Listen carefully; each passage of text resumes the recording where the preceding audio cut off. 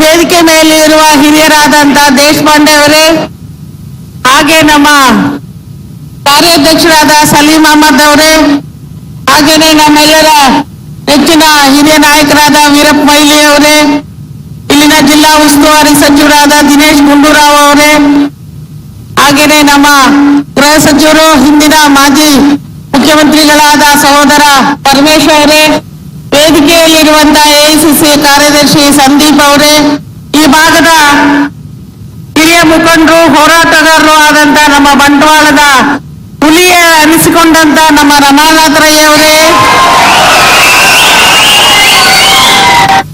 ವೇದಿಕೆಯಲ್ಲಿರುವ ಎಲ್ಲ ಶಾಸಕ ಬಂಧುಗಳೇ, ಮಾಜಿ ಶಾಸಕರುಗಳೇ, ಎಂಎಲ್ಸಿಗಳೇ, ಇಲ್ಲಿ ನೆರೆದಿರುವ ನಮ್ಮ ಕಡಲ ತೀರದ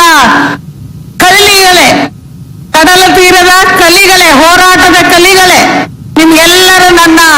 ಎಲ್ಲರಿಗೂ ನನ್ನ ನಮಸ್ಕಾರಗಳು. ಇವತ್ತು ಮನಸ್ಸಿಗೆ ತುಂಬಾ ಸಂತೋಷ ಆಗ್ತದೆ. ಇಷ್ಟು ಜನ ಕಾರ್ಯಕರ್ತರನ್ನ ಒಟ್ಟಾಗಿ ನೋಡುವಂತ ಭಾಗ್ಯ ನಮಗೆ ಈಗ ಸಿಕ್ಕಿದೆ. ಈಗ ನಾವೆಲ್ಲ ಇಲ್ಲಿ ಸೇರಿದ್ದೇವೆ, ಆದ್ರೆ ಸೇರಿದ ಉದ್ದೇಶ ಸಾರ್ಥಕ ಆಗ್ಬೇಕಾದ್ರೆ ನಾವೆಲ್ಲ ಪಣ ತೊಡಬೇಕು. ಈ ಜಾತಿವಾದಿಗಳು ಏನಿದ್ದಾರೆ, ಧರ್ಮದ ಮಧ್ಯ ಕಂದಕವನ್ನು ಉಂಟು ಮಾಡುತ್ತಿರುವ ಈ ಒಂದು ದೇಶದ್ರೋಹಿಗಳು ಯಾರಿದ್ದಾರೆ ಮತ್ತು ಮತಾಂಧರ ಯಾರಿದ್ದಾರೆ, ಇವರ ವಿರುದ್ಧ ನಾವು ಹೋರಾಟ ಮಾಡೇ ಮಾಡ್ತೇವೆ. ನಮ್ಮ ಕಾಂಗ್ರೆಸ್ಸಿನ ಅಹಿಂಸಾ ತತ್ವ ಜನಸಾಮಾನ್ಯರನ್ನೆಲ್ಲ ಒಟ್ಟು ಹಾಕಿ ಈ ದೇಶದಲ್ಲಿ ಒಗ್ಗಟ್ಟನ್ನ ಸಾಧಿಸಬೇಕು ಅಂತ ಹೇಳಿ ನೆಹರು ಗಾಂಧಿ ಕಾಲದಿಂದ ರಾಹುಲ್ ಗಾಂಧಿ, ಸೋನಿಯಾ ಗಾಂಧಿ, ಖರ್ಗೆ ಸಾಹೇಬ್ರವರ ಈ ನಾಯಕತ್ವದಲ್ಲಿ ಏನು ಕಾಂಗ್ರೆಸ್ ನಡೀತಿದೆ ಅದನ್ನ ಗಟ್ಟಿಗೊಳಿಸುವಂತ ಕೆಲಸ ನಮ್ಮೆಲ್ಲರ ಆಗಿದೆ. ಹಾಗಾಗಿ ಈ ಸಮಾವೇಶಕ್ಕೆ ಬಂದು ಹೋಗೋದು ದೊಡ್ಡದಲ್ಲ.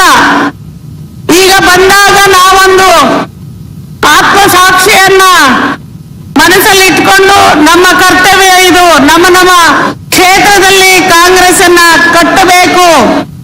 ಗಾಂಧಿ, ನೆಹರು, ಇಂದಿರಾ ಗಾಂಧಿ, ರಾಜೀವ್ ಗಾಂಧಿ ದೇಶಕ್ಕೋಸ್ಕರ ಪ್ರಾಣ ಕೊಟ್ಟಿದ್ದಾರೆ, ಸ್ವತಂತ್ರಕ್ಕೋಸ್ಕರ ಹೋರಾಟ ಮಾಡಿದ್ದಾರೆ. ಇವತ್ತಿನ ವಿರೋಧ ಪಕ್ಷ ಅಥವಾ ಏನು ಕೇಂದ್ರದಲ್ಲಿರುವ ಸರ್ಕಾರಕ್ಕೆ ಈ ದೇಶದ ಚರಿತ್ರೆ ಗೊತ್ತಿಲ್ಲ, ಕಾಂಗ್ರೆಸ್ಸಿನ ಹೋರಾಟದ ಹಿನ್ನೆಲೆ ಗೊತ್ತಿಲ್ಲ. ಡಾಕ್ಟರ್ ಅಂಬೇಡ್ಕರ್ ಹೇಳ್ತಾರೆ, ಇತಿಹಾಸವನ್ನ ಅರಿಯದವನು ಇತಿಹಾಸವನ್ನ ಸೃಷ್ಟಿಸಲಾರ ಅಂತ ಹೇಳಿ.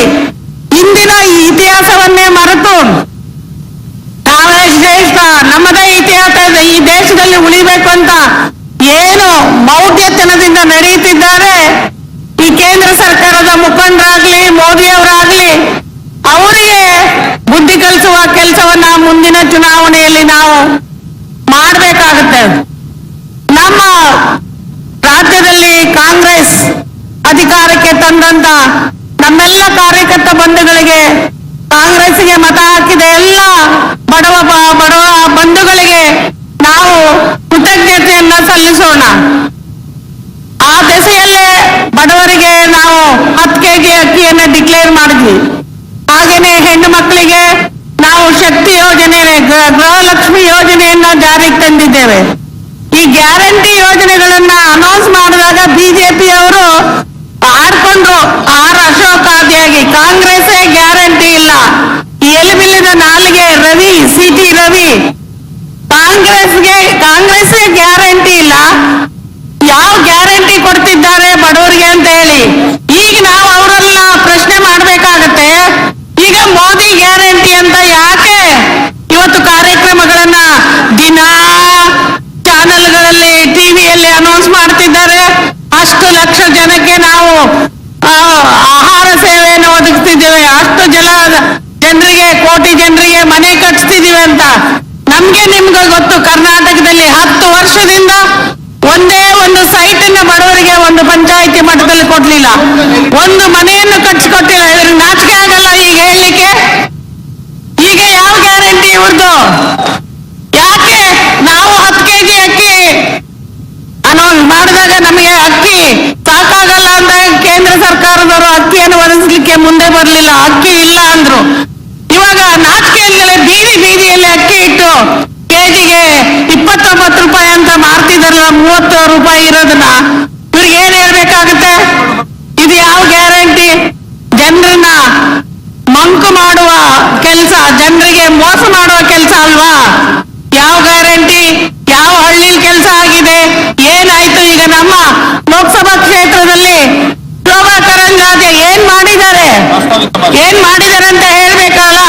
ಕಾಫಿ ಬೆಳೆಗಾರರ ಸಂಕಟದಲ್ಲಿ ಸತ್ರೆ ಒಬ್ಬನ್ನ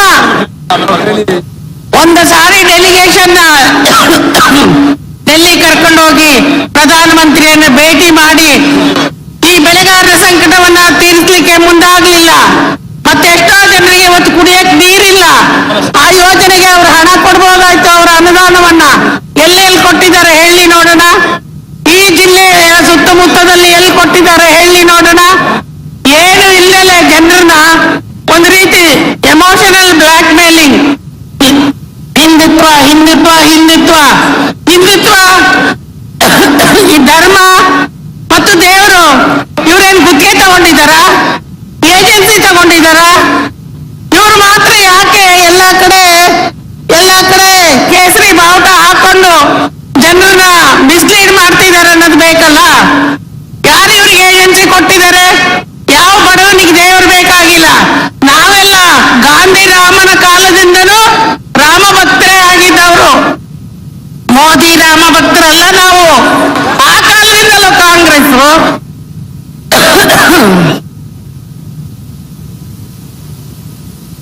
ಆ ಕಾಲದಿಂದ ರಾಮನ್ನ ಯಾರು ಸ್ಮರಣೆ ಮಾಡ್ಕೊಂಡು ಬಂದಿರೋರು?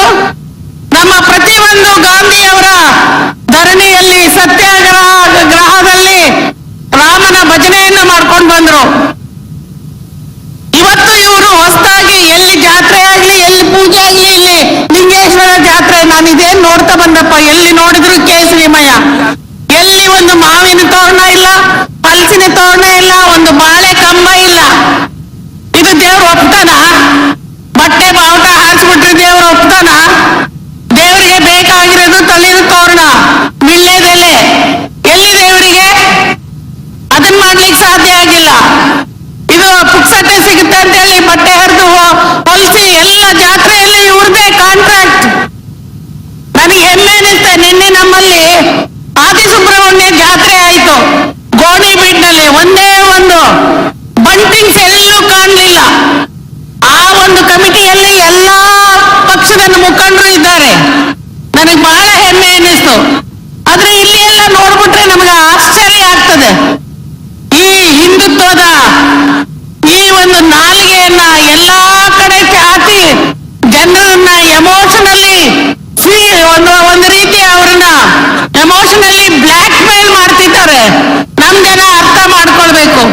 ಯಾರು ಜನರಿಗೆ ನೀರು, ಸೂರು, ಗಾಳಿ, ಬೆಳಕು ತಂದುಕೊಟ್ಟವರು ಆದಿಯಿಂದ, ಭಾಗ್ಯ ಜ್ಯೋತಿಯಿಂದ ಹಿಡಿದು ಇವತ್ತು ಆಶ್ರಯ ಮನೆ ಇರ್ಬೋದು, ಅಂಬೇಡ್ಕರ್ ಮನೆ ಇರ್ಬೋದು, ಇದೆಲ್ಲ ಯಾರು ಮಾಡಿದ್ದು? ಇವತ್ತು ಒಂದು ಮನೆ ಕಟ್ಟಕ್ಕಾಗಿಲ್ಲ, ಒಂದು ಗುಂಟೆ ಸೈಟ್ ಕಟ್ಟದಲ್ಲೇ Modi guarantee, Modi guarantee, Modi guarantee. ಇವ್ರದ್ದು ಯಾವ ಗ್ಯಾರಂಟಿ?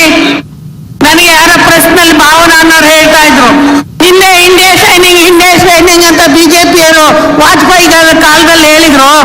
ಶೈನಿಂಗ್ ಹೋಗಿ ಅದು ಹೋಗಿ ಬೇರೆ ಏನೋ ಆಯ್ತು, ಆ ರೀತಿ ಆಗಕ್ಕೂ ಸಾಧ್ಯ ಇಲ್ವಾ ಅಂತ ಹೇಳಿ. ಅದು ನಿಜ ಅನ್ನಿಸ್ಬೇಕು. ನೀವೆಲ್ಲ ಅದು ನಿಜ ಅನ್ನಿಸ್ಬೇಕು. ಮತ ಅನ್ನದವರಿಗೆ ಧರ್ಮದಲ್ಲಿ ಒಡೆದು ಹಾಕಿ ಈ ನಾವೆಲ್ಲರೂ ಭಾರತೀಯ ಭಾವನೆಯನ್ನ ತೊಡೆದು ಹಾಕ್ತಿರುವ ಈ ಜನರಿಗೆ ನಾವು ತಕ್ಕ ಪಾಠವನ್ನ ಕಲಿಸಬೇಕು.